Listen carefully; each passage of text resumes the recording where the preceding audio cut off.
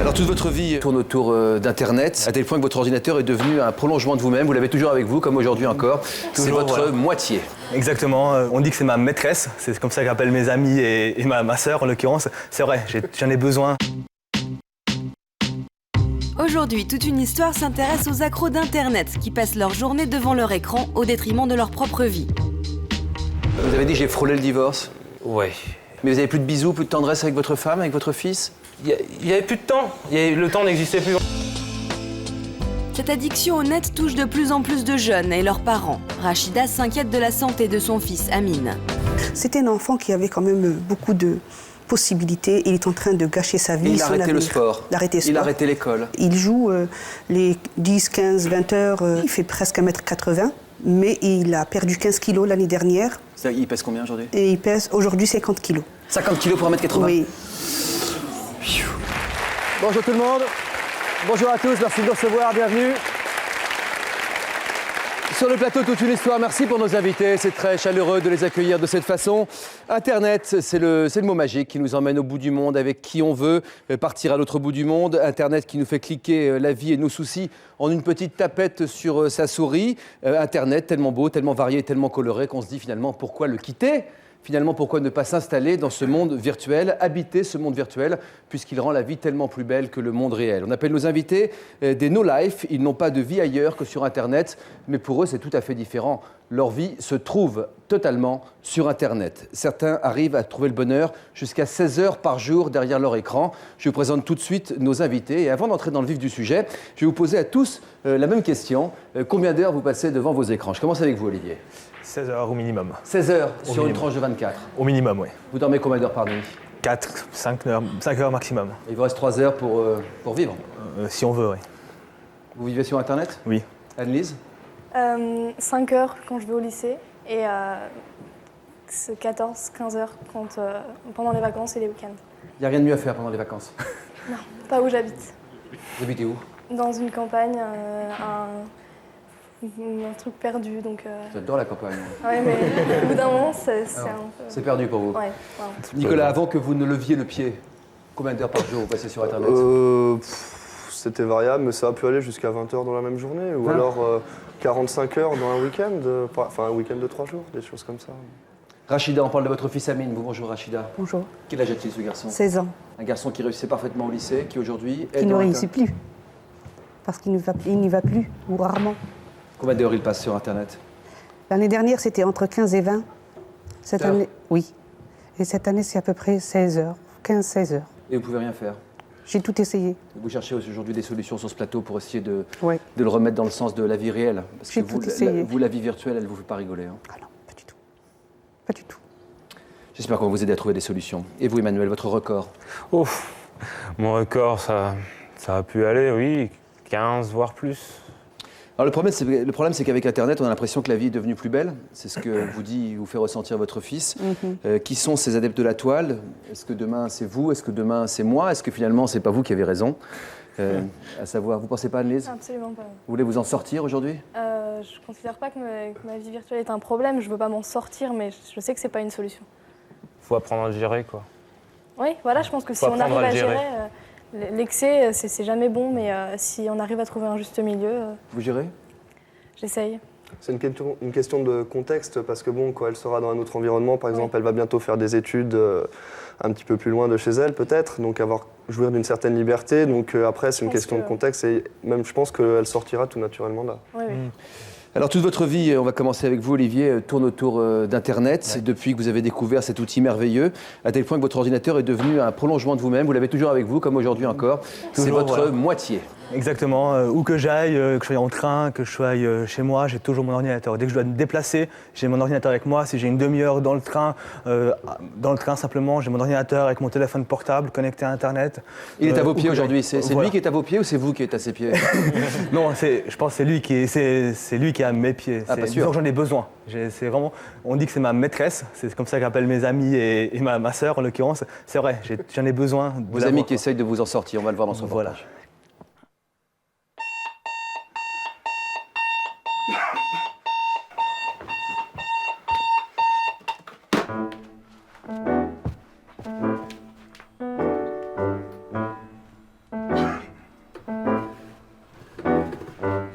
la première chose que je fais impulsivement, c'est venir sur l'ordinateur pour savoir où on est un peu le monde virtuel durant le laps de temps que je l'ai quitté, à savoir entre 3h et 10h du matin.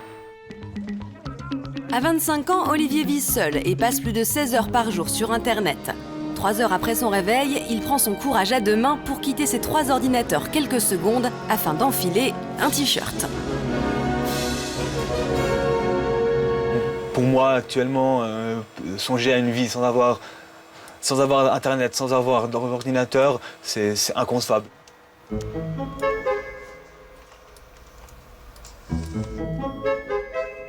Élodie, la sœur d'Olivier, a de plus en plus de mal à communiquer avec son frère. Depuis 9 mois qu'il a emménagé dans cet appartement, elle n'a encore jamais été invitée. Aujourd'hui, elle prend le risque de passer le voir à l'improviste. Ça va? Et à toi? Mais tu peux pas ouvrir les volets un peu? Non. Non. Parce T'as qu'après, vraiment pas envie de voir le monde Après, extérieur? je dois les refermer, puis ça m'emmerde de les refermer, D'accord. et puis voilà quoi. Pourquoi tu ne m'as pas appelé pour dire que tu venais?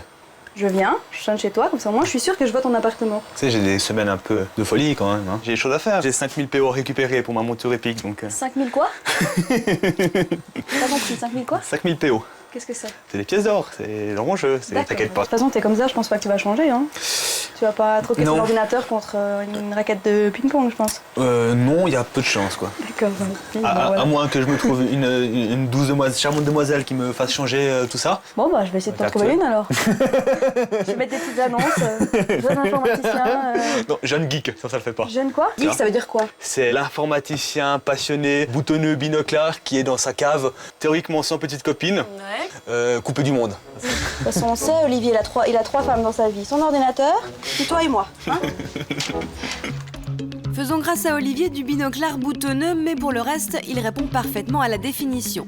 D'ailleurs, à peine sa sœur repartie, notre geek reprend son activité préférée.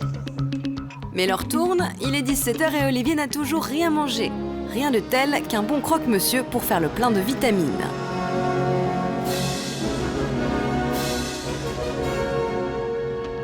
La journée reprend son cours quand soudain, catastrophe, un coup de téléphone vient le sortir de son jeu.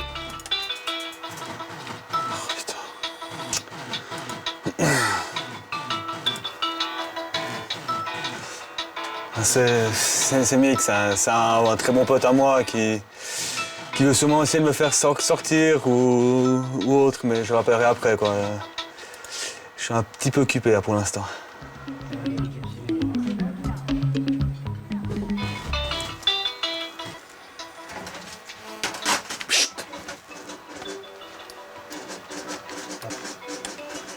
À la 3e sonnerie, Olivier se décide enfin à répondre à son meilleur ami.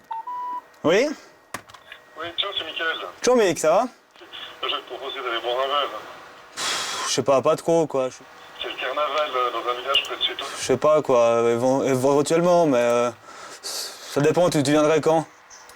Bah écoute, je viens pour 10h ce soir, ça joue? Ouais, 10h30 alors, et puis j'essaie de m'arranger. Ok, bah je viens pour 10h30 là. Ok, d'accord, à tout alors. À tout, ciao. Ok, ciao. Ce soir, Mickaël a réussi l'exploit de sortir son ami de sa caverne. Mais comment Olivier va-t-il vivre son passage du monde virtuel au monde réel? Réponse en images. Tu la trouves comment là? Tu la trouves comment? Mais là, par exemple, tu irais à Lyon. Pourquoi? Je connais, je suis trop timide pour ça, quoi. Tout ce qui est séduction ou autre, j'arrive pas, je veux dire, c'est comme ça. Ça serait beaucoup plus facile de le faire à travers un ordinateur qu'en réel, quoi. Je veux dire, ça c'est clair et net, quoi. On est bien d'accord. Ça me fait plaisir d'être dehors, ça me change les idées, ça m'occupe l'esprit, c'est le plus important. Mais t'arrives pas à sortir complètement. Pas complètement et pas de moi-même, Tu quoi. prends ton ordinateur là. Voilà, bah, il est toujours avec moi, quoi. Tu vois, où que j'aille, bah, j'ai ma maîtresse, comme vous l'appelez si bien, tout le monde, avec moi, quoi. Je veux dire, C'est quand même vachement frustrant parce que tu prends ton portable, c'est comme si tu sors, tu vas t'embêter avec nous. non, c'est on n'a pas pas ça. de conversation, c'est. Non, c'est pas jusque-là. Je vais pas non plus, je vais pas maintenant en plein discussion, je vais pas m'arrêter de discuter puis le sortir pour le faire, quoi. J'espère bien, Je veux parce dire, que je te plante là. Hein. non, mais ça je sais bien. Je veux dire, c'est quand même pas à ce point-là. Mais... Ah, c'est Sébastien qui m'appelle. Je veux juste répondre, je vais dehors, il y a un peu moins de bruit. Ok, mais c'est bon. À tout de J'attends là. suite. Tout de suite. Pourtant, à la première occasion, la tentation devient grande. Trop grande, sans doute, pour pouvoir résister.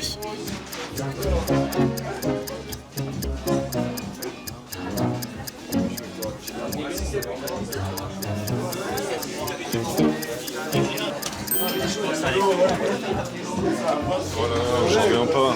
Ah, je t'ai pas empêché. Franchement, tu me déçois.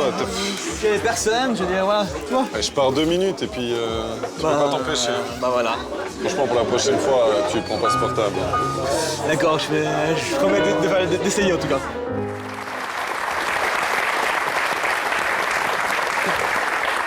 La maîtresse. Cette maîtresse, c'est quoi? C'est une poupée qui dit jamais non? Peut-être, oui, mais non, oui. Oui, sûrement. C'est une façon de combler peut-être un vide, certainement. Ça permet d'éviter de se compliquer la vie différemment, quoi. La voir à côté de vous, là, vous avez envie de la caresser Non, c'est quand même pas, c'est pas du fétichisme ou autre, c'est quand même pas à ce point-là. Non, mais vous avez envie de jouer, vous avez envie de vous connecter? C'est clair qu'en esprit, j'aimerais savoir ce qui se passe, où ça en est, sur les différents forums sur lesquels je suis. Non, mais c'est bon. Non, mais allez-y. Ça va, j'arriverai à me retenir, je ferai l'effort. Qu'est-ce que vous feriez, là, si vous pouvez? J'irai voir les 3 ou 4 forums sur lesquels je suis régulièrement. J'irai voir s'il y a des gens qui ont besoin de moi pour le chat, parce que je fais beaucoup de support informatique. Voir la guilde par rapport à mon jeu, les nouvelles avancées qu'il y a. Vous dites quelque chose d'important, vous vous sentez utile? Oui, je me sens utile, oui. Disons que j'aide. J'ai pas mal sur un forum que je suis assez présent. Je donne des coups de main à des jeunes informaticiens ou bien des débutants qui ont des nouveaux serveurs, qui ont des problèmes. Et je mets en fait mes compétences d'informaticien à disposition des autres chaque fois que je peux en fait. C'est plus difficile de se sentir utile dans la vie que vous pouvez le faire sur ordinateur? Peut-être, oui. Donc j'ai quand même si maintenant ça va mieux, je suis quand même pas seulement timide. Et c'est plus simple. Disons que l'avantage de système, c'est que le cercle de connaissances, en fait, il est lié à mon domaine informatique et à ce que j'aime. Tandis que mes amis, il n'y en a aucun qui est informaticien réellement, qui sont dans ce domaine-là, donc on parle d'autres choses. J'ai l'impression que vous avez plus de points communs avec vos amis d'Internet qu'avec vos amis de la vraie vie. C'est des points communs différents, en fait. L'avantage, c'est sur Internet, c'est des points qui sont... c'est ce que je trouve pas dans la vie réelle, en fait. Vous y passez votre vie pourtant. Oui, voilà, j'y passe ma vie. Vous êtes célibataire pour l'instant, vous êtes en marié, couple. oui. Ouais, vous êtes marié, il était moins 2, j'ai cru comprendre. Hein. Et donc, quand j'ai vu le reportage, c'est marrant parce que j'avais l'impression de me voir moi. Et à une certaine période, c'était tout à fait ça. Donc, il n'y avait pas de travail. On ne trouvait pas de travail. Je me suis dit, je ne suis pas un imbécile, mais je ne trouve pas de travail. Et c'est vrai que dans ces mondes virtuels, mais excusez-moi, ils sont parfois tellement calqués, tellement similaires à la vie réelle. C'est-à-dire que vous pouvez avoir un magasin, vous pouvez avoir géré une équipe de plusieurs dizaines de personnes. Des amis. C'est simplement par rapport aux compétences. Donc moi, j'ai eu un complexe par rapport à l'apparence, par rapport à... C'est vrai que quand on est dans une petite ville, on essaie un peu de s'en sortir, c'est pas toujours évident. C'est vrai que quand on est sur Internet, on rentre dans un jeu comme ça, on se fabrique un avatar masculin. Donc expliquez-nous ce que c'est qu'un avatar. Donc un avatar, si vous voulez, c'est le personnage qui vous représente dans le jeu. Donc vous allez pouvoir le faire comme vous voulez. Vous êtes un homme, vous allez pouvoir jouer une femme. C'était votre cas? Ça m'arrive de jouer des personnages féminins. Donc d'autres personnages que vous-même en tout cas. Oui, voilà. Sortir de votre timidité, être plus fort que dans la vie. Vous ressentez ça, Olivier? Voilà, c'est exactement ça en fait. Ça permet de passer des complexes, ça permet de passer outre ce qu'on est réellement, de se lâcher plus facilement sans avoir la peur du ridicule, la peur du non. On rencontre beaucoup plus de personnes. Quand on est dans une ville, on est quand même limité aux gens de la ville. C'est pas des vrais gens aussi. Oui, derrière. Mais personnellement, j'ai rencontré beaucoup de mes amis de maintenant qui sont vraiment des vrais amis, qui habitent dans toute la France, qui sont maintenant, je ne les considère pas comme des personnes virtuelles. Enfin, on parle sur le net de ce qui se passe dans nos vraies vies, de ce qu'on fait ensemble quand on se voit. Et les personnes avec qui je parle sur Internet, il y en a maintenant très peu que je n'ai jamais rencontré en fait. Vous avez fini par les rencontrer. Ce sont des relations, il y en a beaucoup qui sont Ce sont des relations qui sont plus profondes? Ouais. Qui permettent d'aller plus loin? Il y en a qui sont devenues très profondes, très... Enfin, je veux dire...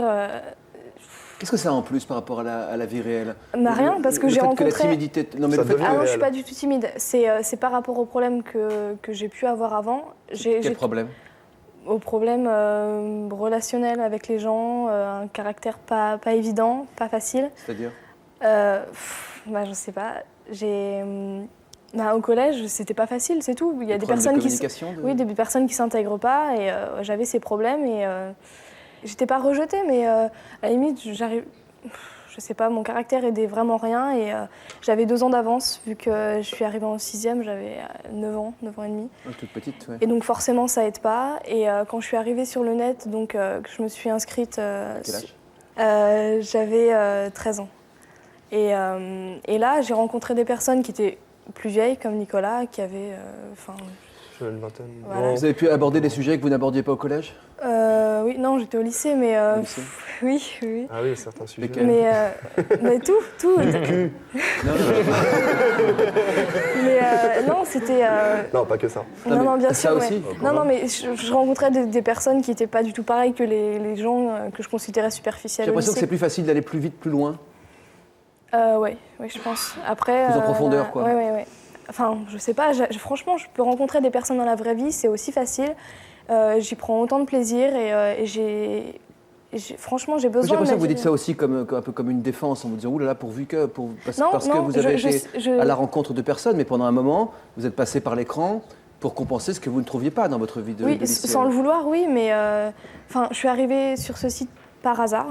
Et au fur et à mesure, j'ai vu que ça me plaisait. J'ai rencontré des gens qui me plaisaient, qui me jugeaient pas autant que les personnes de la vraie vie. Pourquoi, à votre avis? Il n'y a pas l'apparence. Bah, y a pas non, mais Il n'y a pas l'apparence? Il n'y a pas l'apparence. je sais que c'était ça. Vous mais, êtes jolie comme tout, vous aviez un problème d'apparence? Non, c'est pas ça. C'est peut-être aussi le fait que je sois plus agressive dans la vraie vie, que justement les problèmes, si je les avais eus, c'est que j'avais un problème. Donc, De comportement, vous pensiez? Oui. Et Enfin, pourquoi vous êtes moins agressive sur le net que dans la vraie vie? Oh, je le suis quand même. Non, mais j'étais sur certains forums, il y en a certains qui m'ont vraiment énervée. Franchement, certains sujets, certaines façons de répondre, parce qu'il y en a qui ne sont pas toujours Ils le gentils font non plus. exprès. Ils savent très bien que je m'énerve, ils savent très bien énervent les que... gens. Voilà. Mais est-ce qu'on est soi-même ou est-ce qu'on est un autre? C'est toute la Ah, question. je pense que c'est une caricature de soi-même. On a tous plus ou moins un personnage sur C'est-à-dire les Internet. qualités On exacerbées. n'est pas exactement pareil. Les défauts exacerbés, les Les qualités défauts, exacerbées? l'agressivité et les gens qui vont pas oser, par exemple, si tu peux me permettre, rentrer dans l'art d'autres gens dans la vraie vie. Ils n'ont pas d'autorité, de choses comme ça. Ils vont se retrouver sur Internet, ils vont se sentir tout puissants. C'est Parce qu'ils Ça vous est arrivé ils sont cachés derrière leur clavier. Ça vous est ils risquent arrivé? rien. Oui, aussi, oui. Ça arrive à tout le Maintenant, monde. je sais le faire aussi dans la vraie vie, donc je le fais beaucoup moins sur Internet. Internet, vous moi, l'avez appris? Internet m'a appris À vous imposer dans la vie? à m'affirmer sur certains points, oui. C'est important pour tous ceux qui se Moi, non. trouvent Il y, timides. a, il y a des côtés positifs, bien Internet, sûr. quand même. Alors il y a le côté aussi dédoublement de personnalité qu'on a Schizophrénie, évoqué, même, schizophrénie, Ah, carrément. bon, dont on a parlé tout à l'heure. En ce qui vous concerne en tout cas, vous nous avez dit en préparant cette émission avoir souffert du regard des autres dans votre C'est ça, dans le c'était coin un de petit peu ça. là où vous habitez. Vous vous êtes fait différent sur Internet ou vous vous êtes fait tel que vous êtes pour vous imposer quand même? Disons que je profite du fait de ne pas avoir d'apparence pour pouvoir justement montrer et appliquer ce que je sais faire. Parce qu'il y a tout le côté social aussi au niveau des jeux, ce qu'on appelle les MMORPG, c'est les jeux massivement multijoueurs. C'est que vous avez des communautés, vous avez des économies. Vous pouvez monter un magasin et le gérer comme vous allez gérer un magasin dans la réalité. Vous allez devoir contacter des fournisseurs, vous allez devoir chercher par exemple des matières premières, vous allez devoir mettre en place des vendeurs. Oui, vous n'avez les pas payer. l'impression de décrocher de la vraie vie, mais pendant 2 Voilà. ans, vous dites les jeux ont été toute ma vie. Votre femme, elle le voyait comment, elle? C'est un peu. Oula, c'est le sujet qui c'est un peu gratte- le sujet c'est le sujet qui gratte les genoux, celui-là? Ouais. Ma femme, comment qu'elle le voyait elle le voyait pas beaucoup.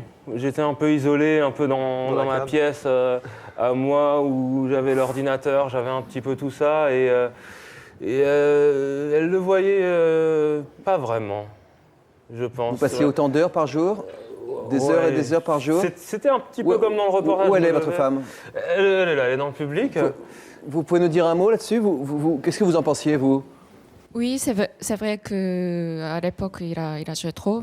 Il ne s'occupait pas le fils et moi non plus. Voilà. Mais il dit que vous voyez pas que vous ne voyez pas qu'il jouait autant. Bah, elle me voyait pas tout court. C'est vrai? Donc on habitait ensemble. Vous habitiez ensemble? Ouais, on habitait. Et comment vous faisiez pour pas vous croiser Bah disons que Elle tout le temps à la cuisine, toi tout le temps il y a si tu veux, il y a la chambre, il y a le salon séjour, salle à vivre sur la gauche et sur la droite il y avait PC. la salle où il y La avait le caverne. PC quoi. La caverne? La Vous caverne. jouiez combien d'heures par jour à ce moment-là? Je me levais, bon encore maintenant quand je me lève, je vais sur le PC c'est sûr, mais donc je me levais, je sortais pas, je prenais mes repas je passais mes journées dessus, hein, je veux dire, je faisais toucher. Non, Pas elle le jeu, mais, elle le voyait pas, votre femme, ou elle ne disait rien?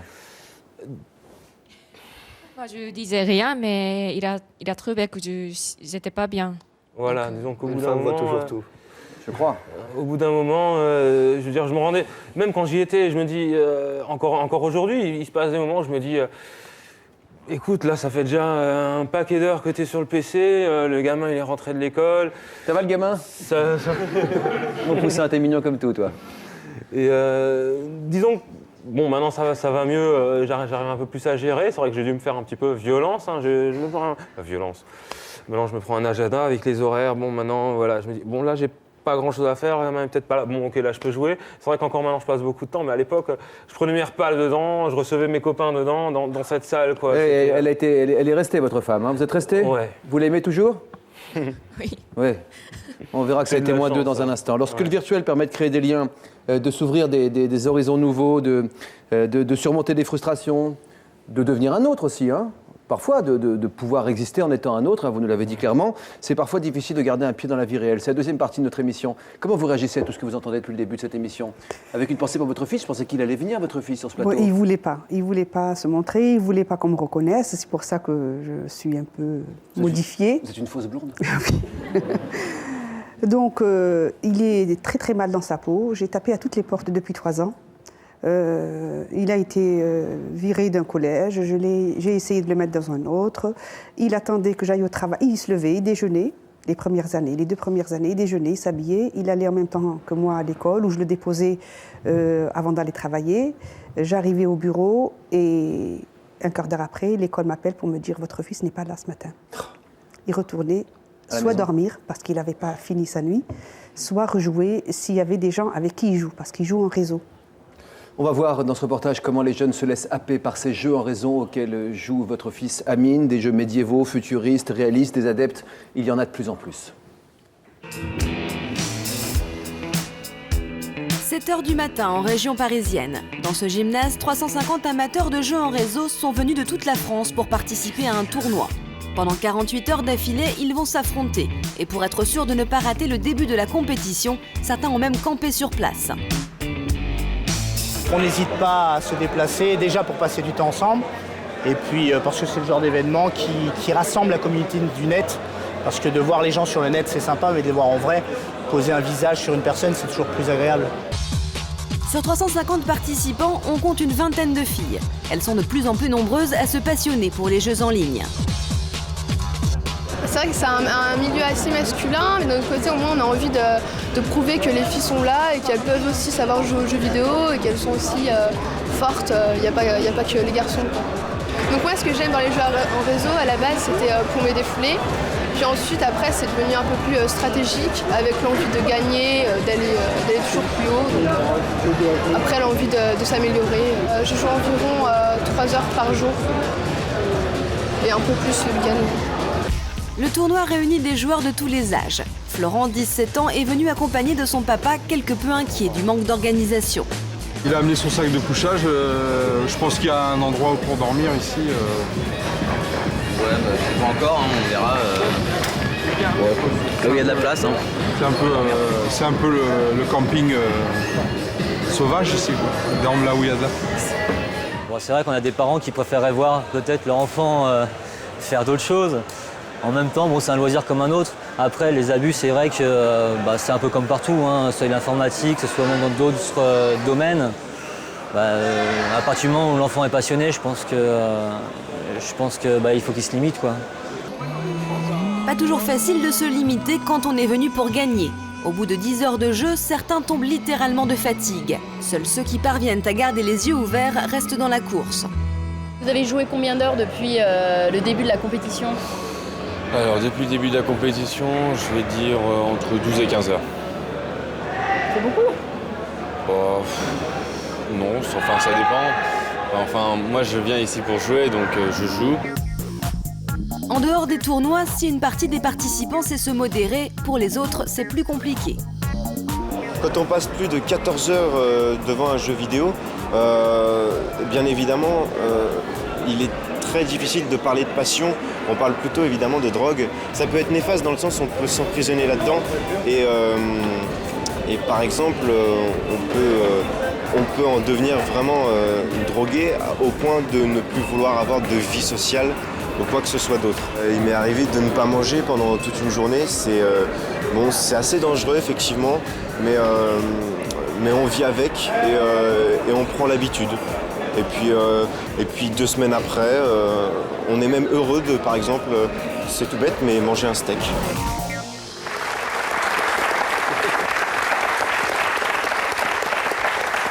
Il a essayé, votre fils, de faire des compétitions comme celle-là? Je ne l'ai pas laissé. Ah bon? Il a été convoqué pour des LAN, on appelle ça des LAN, parce que moi je ne connais pas tous les termes. Il m'a dit que c'était des jeux pendant 24 heures ou 48 heures d'affilée. De suite? De suite. Donc comme il a 16 ans et que je ne lui ai pas signé l'autorisation, il n'a pas pu y aller. Il fallait que je l'accompagne avec son PC, son sac de couchage, etc. à Brest ou ailleurs. Et j'ai jamais... Pourquoi vous n'avez pas voulu? Parce que je ne suis pas d'accord. Il ne se douche pas pendant 3 jours. Il ne dort pas, il ne bouge pas. C'est poussé à bout et justement l'excès, c'est jamais bon. C'était un enfant qui avait quand même beaucoup de possibilités. Il est en train de gâcher sa vie, il a arrêté le sport. Il a arrêté le sport. Il a arrêté l'école. Il a arrêté les copains. Il décroche le téléphone quand je ne suis pas là. Un jeune homme beau comme tout. Mais en même temps, il ne fait pas la même chose que moi sur le net. Je pense que moi, je résiste à la tentation. Mon fils ne chatte pas. Des jeux, vous voulez pas aller sur les jeux, vous? Parfois, franchement, je suis tentée d'essayer, mais je sais vraiment que je pense que c'est une pente raide. On peut pas. Il ne chatte pas, non, jamais. Il est sur un seul jeu. J'ai l'impression que chatter, on reste dans la vie quand même. Ouais. Voilà, oui. Il est coupé du monde. Dépend, il est dans un monde virtuel. Il joue les 10, 15, 20 heures sur un seul jeu depuis qu'on a Internet. Un jeu très violent où on fait que tuer à longueur de journée, où il y a du sang qui s'éclabousse de partout. Physiquement, il a évolué? Et physiquement, il a grandi, il fait presque 1m80, mais il a perdu 15 kilos l'année dernière. Il pèse combien aujourd'hui? Et il pèse aujourd'hui 50 kilos. 50 kilos pour 1m80? Oui. Il ne mange presque pas. Il vient jamais à table avec nous. Je lui laisse, au départ, ça me faisait de la peine, je lui donnais à manger sur son bureau. Il mangeait, il grignotait, et puis les psychologues, les gens que j'ai rencontrés m'ont dit tu le laisses, s'il a faim, il ira dans le frigo, il ira dans la cuisine. Donc je prépare à manger, je lui laisse son assiette dans la cuisine, et le lendemain je la retrouve à la même place et je la mets à la poubelle. Qui a oublié de manger déjà? On est en pression Internet, vous? Oui, ça m'est arrivé. Tout le monde? Je pense. Quand il a faim. L'appétit? Non, le ménage, on ne voit pas le temps passer. Moi j'ai une mère qui pense justement On qui se challenge m'apporte d'aller aux souvent. toilettes des fois pour rester... Le détail qui tue. Tous ici, vous avez tous fait pareil. Oui. Voilà. Parlez de votre mère? Oui, mes parents... J'ai l'impression qu'elle veille sur vous, votre maman. Hein. Oui, vraiment. Et mon père aussi, mais parfois elle m'apporte des... Je sais pas si toutes les mères font ça, mais des petites attentions, et ça fait toujours plaisir, oui. Enfin, je sais pas, même quand si vous on la est... prenez pas, même si vous... Si, vous la prenez. évidemment. Mais quand on est sur son PC... Mais vous, il vous rejette en revanche. Moi, il me parle presque plus. Vous voulez dire un mot, madame? Oui. On va vous faire passer le micro, si vous voulez bien, madame. Je voudrais vous faire voir l'autre côté d'Internet. Le beau côté d'Internet. Oui, parce que là, apparemment, il n'y a que des jeux. Mais il y a non, il y a des chats aussi. Oui, chatter aussi. Mais, vous vous appelez comment, madame? Présentez-vous. Moi, je suis Liliane. Et donc, je suis sur Internet depuis 10 mois. Et c'est vrai vous avez quel âge? Hop là. J'aurais pas dû. On va dire que j'ai 60 ans. D'accord. Allez, ça marche. On va dire que j'ai 60 ans. Non, mais je veux dire par là, on peut découvrir Internet après 16 ans. Et justement, moi, je suis une accro d'Internet parce que ça apporte beaucoup de choses. Là, j'ai écouté tous ces jeunes et je suis entièrement d'accord avec eux. Qu'est-ce que vous avez découvert, vous, depuis 10 mois sur Internet? Eh bien, ça m'a ramené près de mes petits-enfants parce que, il y a la webcam. Donc, on se voit, on s'écrit des petits messages et puis on dit qu'on pense à eux. Il y a mes enfants aussi, puis plein d'amis. Vous y passez combien d'heures par jour, vous? Des fois 8, 10 heures. 10 heures par jour? Oui, alors le ménage, suite oui, à le ménage, ça, non, mais dites les choses franchement, le ménage. Le ménage, il est un petit peu de côté. Vous avez minci depuis un peu? Même pas, parce qu'en restant assis sur une chaise, on peut pas mincir. Et puis on mange des cochonneries, évidemment. Voilà, exactement. 8 à 10 heures par jour. Vous n'avez pas besoin que vous passez 10 heures avec vos petits-enfants sur Internet, madame? Non, mais pas avec les petits-enfants, mais... vous jouez en réseau? Vous jouez? Non, je ne joue pas. Vous draguez? J'ai essayé, mais je ne suis pas encore prête dans ma tête parce qu'en fait... Qu'est-ce que vous faites d'autre alors? Je vais vous expliquer. Vous visitez? Vous voyagez? Oui, je voyage, mais si vous voulez, je sors d'une union de 23 ans et il y a le stress, la fatigue. Je suis énormément fatiguée moralement et psychologiquement. Et le fait d'être sur Internet, eh bien, c'est un outil... d'évasion. Oui, d'évasion. La sécurité sociale, d'ailleurs, devrait nous le rembourser. Oh, parce que ça nous aide. Répondez à cette femme. Moi, ça me met hors de moi d'entendre ça. Cette dame a peut-être mon âge, donc je pense qu'elle est à la retraite ou bientôt à la retraite. Mais un enfant de 16 ans, il a tout son avenir devant lui. Et il est en train de gâcher son avenir et peut-être même sa santé mentale et physique. Et il est en train aussi de détruire sa mère et sa sœur. Est-ce que c'est une addiction pour vous? Tout à fait. C'est maladif. Mais sur le net, on peut rencontrer aussi. J'ai été voir des psychiatres, moi, des psychologues, pour leur raconter l'histoire de mon fils. Ils m'ont dit que c'était pas à moi d'y aller, que c'était à lui de venir. Il veut pas. Il dit qu'il n'est pas malade, il veut pas. Et ils m'ont dit que les jeux... Derrière vous. Ce jeu produisait une substance qui est comme une drogue. Je ne sais pas si c'est vrai ou pas, la dopamine, et que ça, plus il jouait, plus cette dopamine faisait de l'effet, et comme s'il s'injectait une substance. Voilà ce qu'on m'a dit, mais bon, j'ai essayé de lire... Ça n'a pas cette violence-là, même si l'image est recevable, mais c'est vrai que tout le monde peut le comprendre, que passer 10 heures, 14 heures par jour devant un écran avec la vigilance, la réactivité que cela suppose, va entraîner un certain nombre de déséquilibres dans les fonctionnements des cellules cérébrales. Et c'est à peu près comparable aux jeux, et aux jeux pathologiques, comme par exemple les joueurs accros au poker, les joueurs accros à un certain nombre de machines à sous ou autres, où il y a une sorte de stimulation, d'excitation. Et bien entendu, l'addiction à ce type de jeu existe, c'est-à-dire quand les gens ne font plus que faire que ça, penser qu'à ça, et ont beaucoup de mal à exister sans ça, même quand ils le souhaitent. C'est pas la majorité des personnes, c'est le premier point. C'est une tendance. Mais c'est une possibilité, en tout cas, parce que le feuilleton, on va dire, des addictions, il a toujours les 3 mêmes épisodes. Usage, abus et dépendance. Et mathématiquement, plus vous augmentez le nombre de personnes dans la porte d'entrée, c'est-à-dire l'usage, plus vous allez avoir un pourcentage de personnes dépendantes. Après, il y a des gens qui disent très bien, qui ne sont pas trop dans le virtuel, mais plutôt dans une extension du réel, plus facile. Anne-Lise, par exemple? Anne-Lise et je crois Olivier. Olivier qui passe 15-16 heures par jour. Voilà. Hein. Mais il n'y a pas la timidité, il n'y a pas l'hyper-émotivité, et il bosse, et il va reprendre petit à petit, il le dit lui-même, de façon un peu excessive, en termes de maîtresse, ce n'est pas le terme que j'emploierais pour vous. Vous diriez quoi, vous? Je dirais là plutôt une extension de lui-même, une façon plus aisée d'être dans une certaine niche que dans la vie réelle, avec les autres. Ouais. Qu'est-ce que ça change de l'Internet, pour le dire très simplement? Pas simplement l'espace et le temps, mais surtout l'idéal de soi, la tranquillité de l'idéal de soi et la relation aux autres. Que ça soit un peu avec l'agressivité qui a été évoquée tout à l'heure, ou la timidité qui est la vôtre. Quand vous êtes abandonné, qu'est-ce qui se passe? C'est peut-être la seule question qu'on puisse vous poser, c'est-à-dire en quoi c'est insupportable d'être confronté à sa propre pensée, ce que les gens appellent la solitude ou l'ennui. Et le seul danger, je crois, d'Internet, c'est à un moment donné avoir peur de cette confrontation à soi-même. À soi-même ou à l'autre, hein. On va voir dans un instant, docteur. Permettez-moi de vous couper, je vous donnerai la parole dans un instant avec Ambre. Où êtes-vous, Ambre? Qu'est-ce qu'Internet a modifié dans votre couple? Tout, ma vie familiale, ma vie personnelle, ça a été une vraie catastrophe pour moi. À cause de votre addiction à Internet ou Non, à cause de celle de mon ex-mari, qui devient mon ex-mari. On en parle dans un instant. Ceux qui usent et qui abusent d'Internet ont conscience qu'ils dépassent souvent les limites.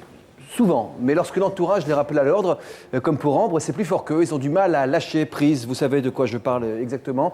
Après ce message de la rédaction, Emmanuel nous raconte comment il a mis en péril sa vie de famille. Votre enfant a commis un crime ou un délit grave. Vous culpabilisez car vous vous sentez responsable. Vous le soutenez malgré tout, ou au contraire vous avez coupé les ponts avec lui. Vous avez vous-même commis un crime et vos parents vous ont laissé tomber. Pour nous raconter votre histoire, contactez-nous au 0820 16 30 15 ou connectez-vous sur le site de l'émission. Prochainement, les invités de Toute une histoire nous raconteront les trahisons qu'ils ont subies ou fait subir à leurs proches. Je pouvais absolument pas imaginer, mais vraiment pas du tout, mais aucunement, qu'il me trompe. En plus, il me disait sans arrêt qu'il m'aimait. Ça a vraiment été un choc absolument terrible. Et là, je me suis rendu compte que je m'étais beaucoup trompée sur quelqu'un qui était beaucoup plus pervers que je ne pouvais l'imaginer. Je me disais que c'était une nécessité, qu'il fallait lui mentir, il fallait qu'il me croie. Il fallait que je continue dans cette logique de mensonge que j'avais créée. Avec aussi l'histoire d'Alain et Aline. Leur meilleur ami, agent d'assurance, leur a volé 55 000 €. Les amis ne peuvent pas nous trahir jusqu'à ce point, c'est pas possible. Ça dépasse même l'entendement quand on y repense. Ça dépasse l'entendement. On lui redonner le bonus en confession. C'est incroyable quand même qu'il puisse vous escroquer, vous, ses amis. C'est la confiance qui fait qu'on tombe dans le piège. Tout le monde se laisse avoir. Vous êtes marié avec cette jeune femme, vous êtes papa d'un petit garçon qui a aujourd'hui... Quel âge il a? Vous savez quel âge a votre fils? Quasiment 5 ans. Ah. Je pensais que vous attendiez qu'il vous réponde. Ah, d'accord. Vous en êtes sûr? Non, certain. Ambre parle de son ex-mari aujourd'hui. Ça aurait pu être votre ex-femme qui est derrière vous? Tout à fait. Tout à fait. Là, j'ai une chance incroyable. C'est que j'ai passé quasiment 2 ans sur mon ordinateur en général. C'est vrai que j'ai passé énormément de temps à jouer. Qu'est-ce qui a sauvé votre couple et votre vie de famille? D'une part, la reprise du travail, d'un boulot où effectivement on m'a donné la chance de faire mes preuves. Vous avez dit j'ai frôlé le divorce en préparant cette émission? Oui, c'était, disons, j'étais arrivé, c'était quasiment le boulot qui m'a sauvé, dans le sens où... Ça vous a raccroché à la vie réelle, quoi? Tout à fait. Mais vous n'avez plus de bisous, plus de tendresse avec votre femme, avec votre fils? Il n'y avait plus de temps. Le temps n'existait plus. On se disait, bon, allez, je me passe 1 heure, je me passe 2 heures. Un copain qui venait, écoute, j'en ai juste pour 5 minutes, on va tuer le dragon. Mais le dragon, il venait qu'une demi-heure après, il fallait encore 3/4 d'heure pour le tuer après. D'accord. Donc... Oh, bon, ça vous fait pas rigoler tout ça, hein? Non. Non, mais bon. Pas du tout. C'est ça. Hein. Votre mari a mis de côté sa vie de famille, il était en dépression à la suite du décès de son fils. Vous avez perdu un enfant? Oui. Et pour lui changer les idées et puis surtout pour lui occuper l'esprit, vous lui avez offert un ordinateur. Ça a été, je pense, le jour le plus dramatique pour moi sans le savoir. À quoi il s'adonnait? Alors c'était des jeux avec d'autres personnes avec lesquelles on pouvait discuter. En fait, c'était un jeu qui s'ouvrait avec une petite fenêtre en dessous qui permettait de discuter de score, qui permettait de discuter de la vie en général de façon très banale au départ. Hein. Sauf que là, il s'adonnait à ces jeux-là en discutant de sa vie personnelle. En l'occurrence, de ce qui s'était passé. Comment vous le saviez? Parce que j'en entendais parler un petit peu, mais je m'y intéressais moi pas du tout, parce que c'est pas du tout mon truc. Vous entendiez parler par d'autres gens qui s'adonnaient à ce type de jeu? Oui, ou par oui, votre voilà, mari? c'est ça. Et puis par lui aussi, par lui qui me disait, voilà, j'ai rencontré telle et telle personne avec lequel je discute, avec lequel je partage des choses. Et là, vous lui disiez, pourquoi tu ne parles pas avec moi Voilà, c'est ça. Sauf que de plus en plus, il discutait avec ces gens-là, mais plus avec moi. Et pourquoi? Donc, il préférait discuter avec des gens qu'il ne connaissait pas? Je pense que moi, j'essayais de le tirer vers le haut. J'essayais de lui dire, voilà, c'est vrai que c'est difficile, c'est vrai qu'on vit des moments pas faciles, parce que de perdre un enfant, c'est jamais évident. Mais voilà, il y a 2 autres enfants derrière, il faut y penser, il faut pouvoir préparer leur avenir, il faut pouvoir préparer des choses avec eux. En faisant face à son chagrin et au vôtre, voilà, évidemment. c'est ça, oui, tout à fait. Jalouse de son ordinateur? Ah oui, oui, carrément, oui. Ouais. Jalouse comme d'une maîtresse? Ah oui, oui, ah oui, oui. Oui, parce que c'était des heures, dès qu'il rentrait du travail, il se mettait dessus. Il arrivait même qu'il mange devant son ordinateur, passer des nuits entières sur l'ordinateur, des week-ends entiers sur un ordinateur. Vous faisiez des scènes? Des scènes entre guillemets, oui, c'était tu m'agaces, va manger toute seule, ou débrouille-toi, ou sors, fais ce que tu as à faire. Et moi, j'ai pas envie de sortir de là. Vous étiez patiente, hein, vous avez attendu 2 ans avant de vous mettre à le surveiller. Oui. On peut surveiller son mari. Comment vous l'avez surveillé? Alors, surveiller, c'est surveiller sans surveiller, c'est-à-dire faire peut-être un peu plus attention à ce qui se passait, faire un peu plus attention avec les gens avec lesquels il parlait.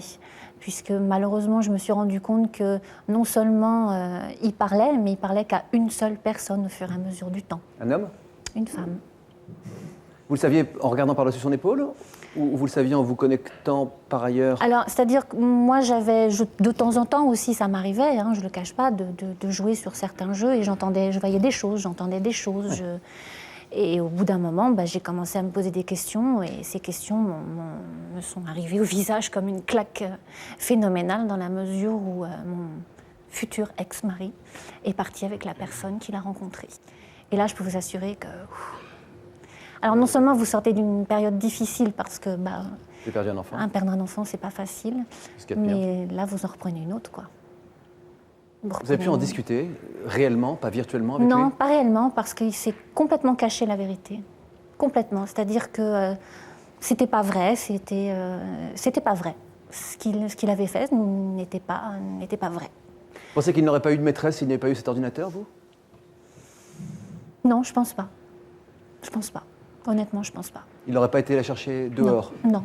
Elle est venue à la maison? Oui, elle est venue à la maison. Oui, oui. Non, parce que pour moi, pour lui en tous les cas, j'étais quelqu'un qui comptait énormément pour lui. J'avais fait énormément pour lui. D'essayer, comme je disais tout à l'heure, de le tirer vers le haut par rapport à cette Elle vous étonne, cette histoire? affaire. Non, elle ne m'étonne pas. Elle vous étonne pas? Dans le sens que elle m'étonne, oui, parce que je suis choqué de ce qui s'est passé. Mais elle ne m'étonne pas parce que je comprends parfaitement que ça puisse en arriver à ce niveau-là, en fait. C'est dramatique. C'est dramatique. C'est dramatique. C'est totalement dramatique. Mais je pense qu'il y a aussi un problème à la base. Et Internet a accéléré le mouvement. Je pense à 2 ans, vous avez laissé 2 ans. Hein, avant 2 ans, vous l'avez laissé. Mais c'est même pas que je l'ai laissé, ressourcer. c'est même pas que je l'ai laissé, c'est que ça se fait petit à petit, vous ne vous en rendez absolument pas compte. On finissait par vivre en parallèle, l'un à côté de l'autre, c'était ni plus ni moins ça. C'était une vie l'un à côté de l'autre. J'ai l'impression, docteur, que ça fait entrer quelqu'un d'autre dans la maison. Un peu. Oui, c'est vrai. C'est vivant, quoi. Il y a quelque côté chose de amplificateur. Et puis, c'est avec cet Internet, ce sont des millions de rencontres possibles. Souvent, on dit que les gens se déguisent, se travestissent dans leur expression sur les chats. C'est pas tellement ça. C'est qu'il y a tellement de millions d'interlocuteurs que les gens peuvent enfin être eux-mêmes et pas simplement parfois se glorifier, mais et trouver. Pourquoi est-ce qu'on est plus soi-même quand on est au contact d'une masse que d'une seule personne? Parce qu'il y a plus de probabilité dans le communautarisme finalement d'Internet de trouver la personne éventuellement qui va vous comprendre sur 10 millions que dans un petit village. Et je crois que là, il faut entendre l'histoire d'Internet d'abord comme une possibilité d'apaiser la pensée, encore une fois, quand il y a eu un tel drame et qu'il y a une telle souffrance, comment essayer de poser un peu cette douleur.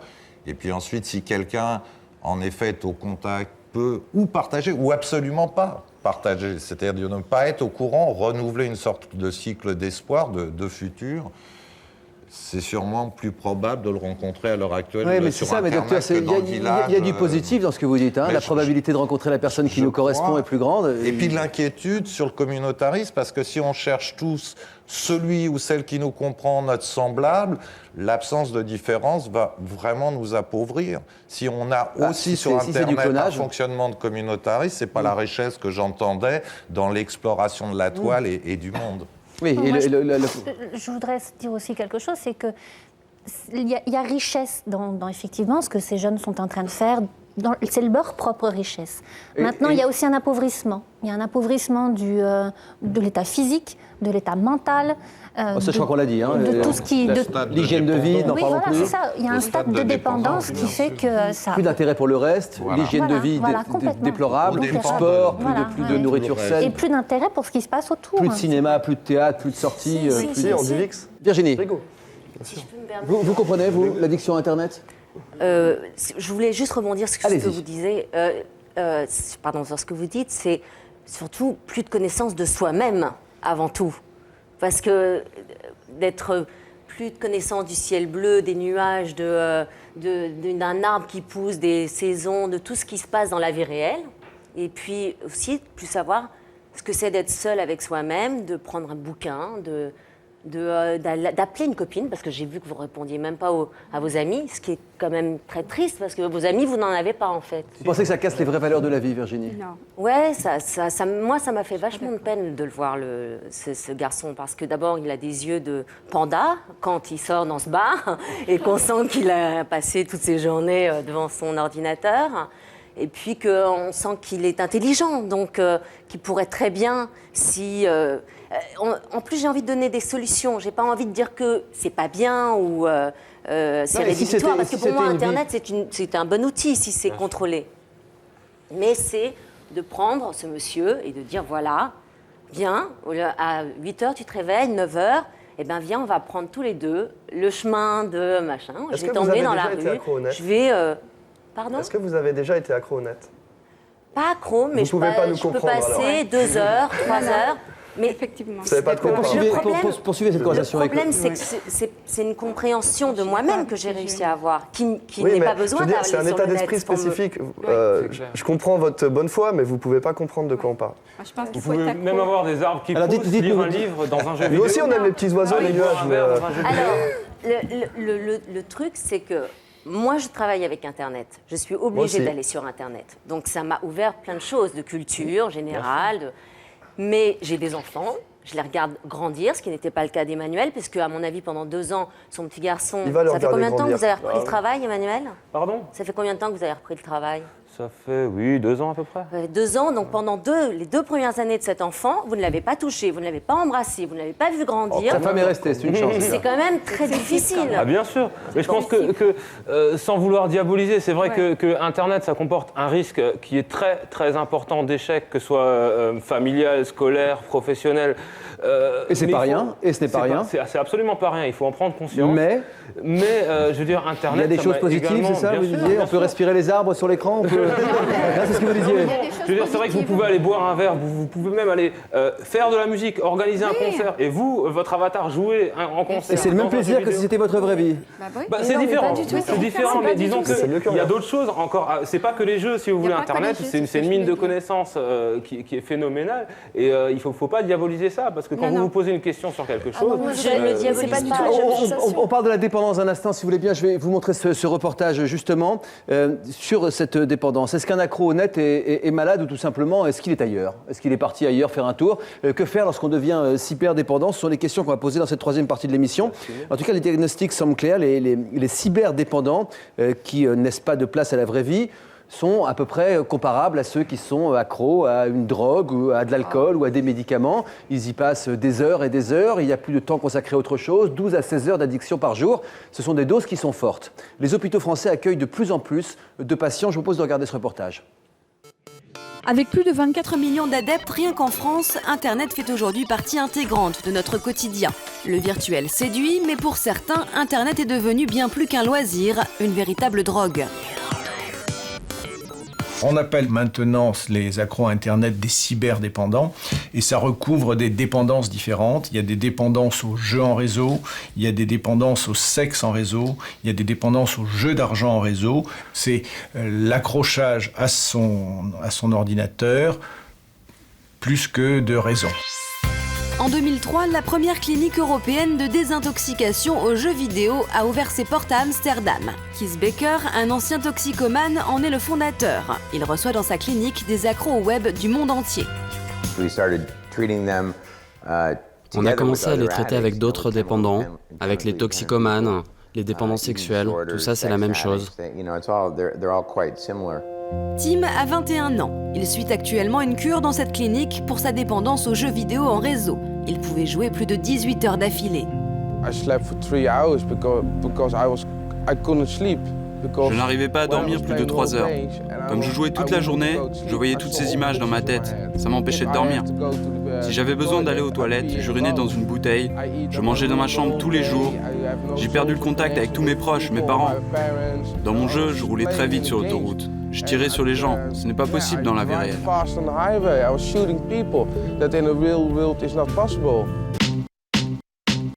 En France aussi, on commence à s'inquiéter de la montée en puissance de la dépendance à Internet. Depuis peu, un organisme propose un service d'écoute gratuit, accessible 24 heures sur 24. Premier coup de fil de la journée, une jeune femme accro à un jeu de poker en ligne. L'accès, d'accord. Ça m'arrive même de ne plus aller au travail parce que j'ai besoin de jouer, quoi. D'accord. Bon, écoutez, ce que je vous propose, c'est d'une part, vous allez donc me dire les sites un petit peu sur lesquels vous jouez. Vous jouez sur un site particulier ou sur plusieurs? Oui, sur un seul site. Sur un seul site. Sur plusieurs.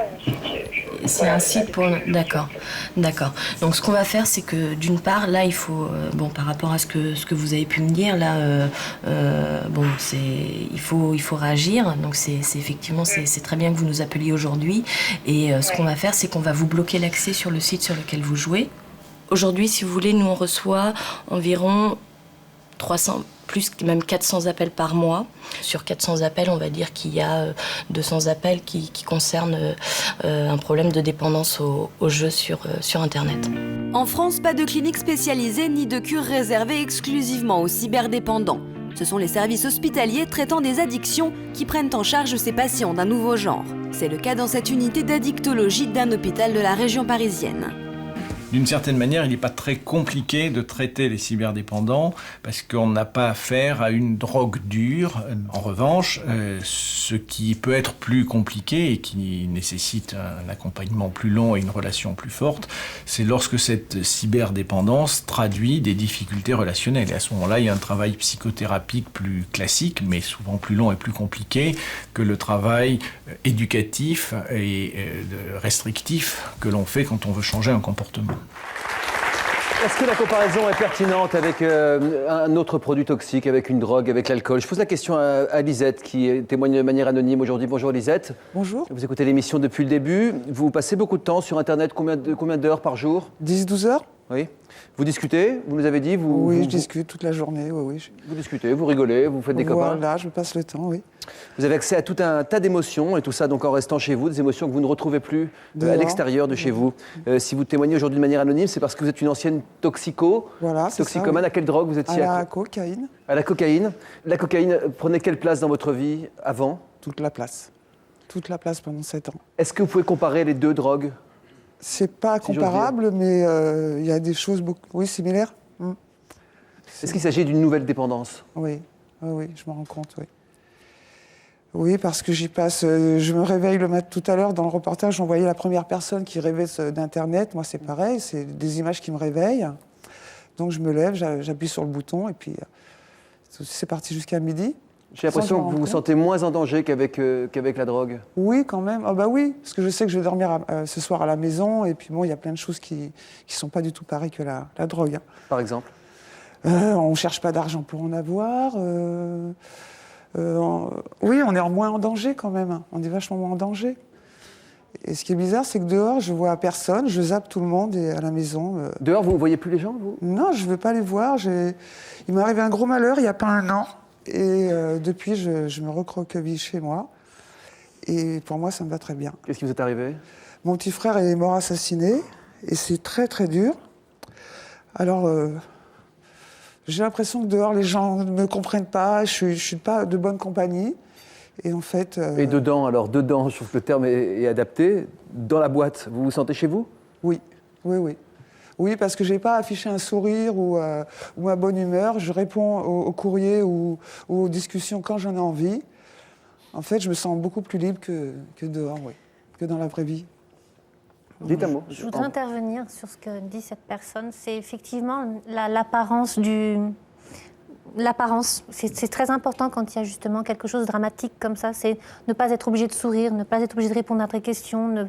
Derrière un écran, c'est beaucoup plus facile en fait d'avoir le sourire. Sans avoir à donner le change. Voilà, en fait. c'est ça, sans avoir à donner le change. Sans avoir à faire l'effort d'être socialement sans être obligé de dire, voilà, il m'est arrivé quelque chose parce que...